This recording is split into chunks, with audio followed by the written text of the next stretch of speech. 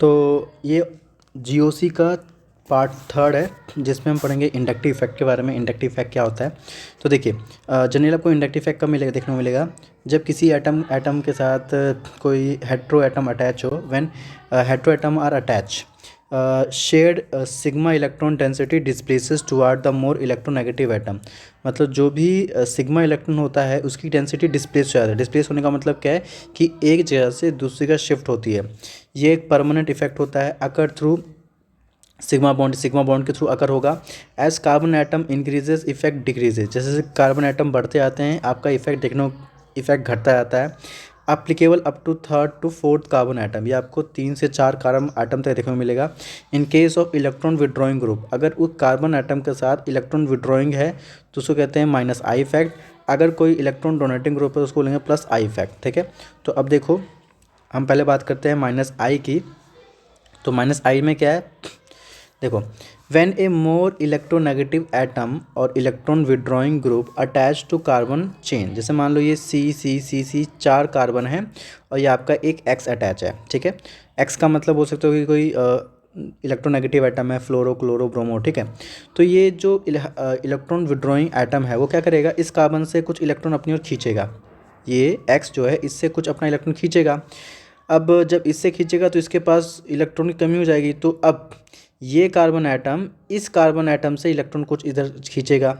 ठीक है, और फिर ये कार्बन भी इससे कुछ खींचेगा, फिर ये कार्बन बोल सकते हो कि मैक्सिमम 3 से 4 तक। तो बोलना ये चाह रहा हूँ कि जो इलेक्ट्रॉन खींचेगा उस पर पार्शियल नेगेटिव चार्ज आ जाएगा। जो इलेक्ट्रॉन खींचेगा उस पर बोल सकते हो कि पार्शियल नेगेटिव चार्ज आ जाएगा। ठीक है, और जो इलेक्ट्रॉन जिससे इलेक्ट्रॉन चला जाएगा उस पर पार्शियल पॉजिटिव चार्ज। देखो गौर से, इसके पास पार्शियल नेगेटिव आ गया। अब देखो इस पर पार्शियल पॉजिटिव है, इस पे पार्शियल पॉजिटिव है, इस पे भी है, इस पे भी। बस अंतर ये है कि सबसे ज़्यादा पार्शियल पॉजिटिव चार्ज इस पे आएगा, उससे कम इस पे आएगा और सबसे कम इस पे आएगा। ठीक है, क्योंकि ये इससे दूर है। ठीक है, तो बोल सकते हो कार्बन इज मोस्ट, जो ये वाला कार्बन है, ये वाला कार्बन, ये carbon is most electron sorry मतलब कार्बन जो है इलेक्ट्रॉन डेफिशिएंट हो जाएगा। और इलेक्ट्रॉन डेफिशिएंट साइट, ठीक है, electrophilic site nucleophile can attack. अब जैसे कि इस पे जब पॉजिटिव चार्ज आ गया है तो इस पे कौन अटैक करेगा, न्यूक्लियोफाइल तो अटैक करेगा, जिसको न्यूक्लियस लविंग है। अब न्यूक्लियस लविंग का मतलब क्या है, इस पे खुद पे नेगेटिव चार्ज होता है भी तो पॉजिटिव अटैक करेगा। ठीक है ना, तो ये आपका होता है क्या, माइनस आई इफेक्ट, जो कि जैसे जैसे कार्बन का नंबर बढ़ेगा उस तक घटता हुआ जाता है और मैक्सिमम 3 से 4 कार्बन तक आपको देखने को मिलेगा, उसके बाद आपको देखने को नहीं मिलेगा। ये कुछ ट्रेंड है मैंने लिख के दे रखे हैं कि जैसे कि कौन कौन से किस में सबसे ज़्यादा देखने को मिलेगा। ये plus NR3, SR2, NH3, NO2, SO3H, CnCHO, COOH, COCl, CuOR।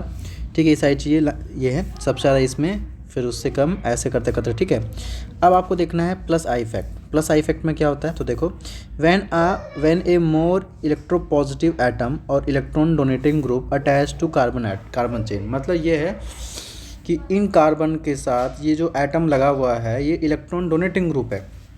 ठीक है, तो इलेक्ट्रॉन देने से क्या होगा, इसके पास एक्स्ट्रा इलेक्ट्रॉन हो जाएंगे, तो इस पे कुछ नेगेटिव चार्ज होगा, इस पे कुछ नेगेटिव चार्ज, इस पे कुछ नेगेटिव चार्ज, तो सबसे नेगेटिव चार्ज इस पे आएगा। ठीक है, तो अगर carbon is most electron rich, ये वाला सबसे इलेक्ट्रॉन रिच हो जाएगा। अब उसका जब थोड़ा नीचे आओगे तो देखो जो भी रह गया कि इलेक्ट्रॉन रिच साइट होते हैं nucleophilic site, electrophile can attack, उस पर इलेक्ट्रोफाइल अटैक करेगा। इलेक्ट्रोफाइल कौन होते हैं, इलेक्ट्रॉन लविंग होते हैं, उन पर कुछ क्या चार्ज होता है, पॉजिटिव चार्ज होता है। तो ये कॉमन सी बात है। और आपको प्लस आई इफेक्ट कहाँ कहाँ देखने को मिलेगा, तो ये आपका ट्रेंड है।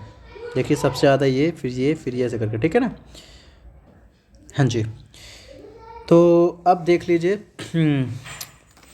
कुछ पॉइंट्स आपको याद रखना है, जैसे कि कैटायन है या वेकेंट ऑर्बिटल है। ठीक है, अब electron deficient require electron Lewis acid. अब जैसे कि मान लो को इलेक्ट्रॉन डोनेटिंग है, इलेक्ट्रॉन डोनेटिंग का मतलब अगर कोई इलेक्ट्रॉन डोनेटिंग है तो किसको डोनेट करे, जिसके पास कम है।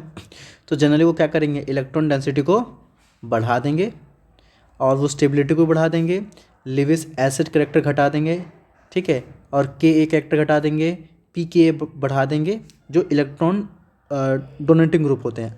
अब जो इलेक्ट्रॉन विड्रॉइंग होते हैं वो क्या करते हैं, इलेक्ट्रॉन डेंसिटी घटा देंगे, स्टेबिलिटी भी घटा देंगे, लिविस एसिडिटी करेक्टर बढ़ा देंगे, के बढ़ा देंगे और पी के ए घटा देंगे। ये के क्या होता है, पी के ए पढ़ाएंगे। फिलहाल ये देख लीजिए कि जो भी इलेक्ट्रॉन डोनेटिंग ग्रुप होते हैं वो इलेक्ट्रॉन की डेंसिटी बढ़ाएंगे, स्टेबिलिटी बढ़ा देंगे, लिविस एसिडिटी घटा देंगे और के घटा देंगे, पी के ए बढ़ा देंगे। अब कुछ ये तो लिंक होती हैं, समझ में आ जाएंगे आपको। तो फिलहाल आप ये देखिए, बाकी मैं समझाऊंगा। अब आगे जब आओगे, जो एनायन होते हैं, और एनायन का मतलब आपको पता होगा जिसमें नेगेटिव चार्ज होता है, ठीक है, इलेक्ट्रॉन रिच होते हैं और इलेक्ट्रॉन दे सकते हैं। और इलेक्ट्रॉन दे सकते का मतलब क्या है कि वो एक तरह से लिविस बेस हैं। अब अगर इलेक्ट्रॉन विड्रॉइंग ग्रुप आएगा तो उसकी इलेक्ट्रॉन की डेंसिटी घटा देगा। अगर कोई इलेक्ट्रॉन विड्रॉइंग ग्रुप आएगा तो उससे इलेक्ट्रॉन की डेंसिटी घट जाएगी, स्टेबिलिटी बढ़ जाएगी, लिविस बेसिसिटी बेसिसिटी का मतलब क्या होता है, इलेक्ट्रॉन को डोनेट करने की जो क्षमता रखते हैं उन्हें बोलते हैं बेसिस, ठीक है। तो जो लिविस बेसिसिटी हो तो घट जाएगी, और फिर जो के भी जो है वो घट जाएगा, और पी के भी हो जो बढ़ जाएगा। फिर इलेक्ट्रॉन जो डोनेटिंग ग्रुप होते हैं, अगर उसको इलेक्ट्रॉन दे देंगे तो क्या होगा, इलेक्ट्रॉन डेंसिटी बढ़ जाएगी, स्टेबिलिटी घट जाएगी, लिविस बेसिसिटी बढ़ जाएगी, क्योंकि आप उससे फाइनली इलेक्ट्रॉन दे रहे हो तो उसका जो बेसिसिटी है वो बढ़ जाएगा। ये चीज़ें के भी बढ़ जाएगी और पी के बी भी घट जाएगी, ठीक है। तो फिर उसके बाद एप्लीकेशन ऑफ इंडक्टिव इफेक्ट आपको कहाँ कहाँ देखने को मिलता है, ठीक है।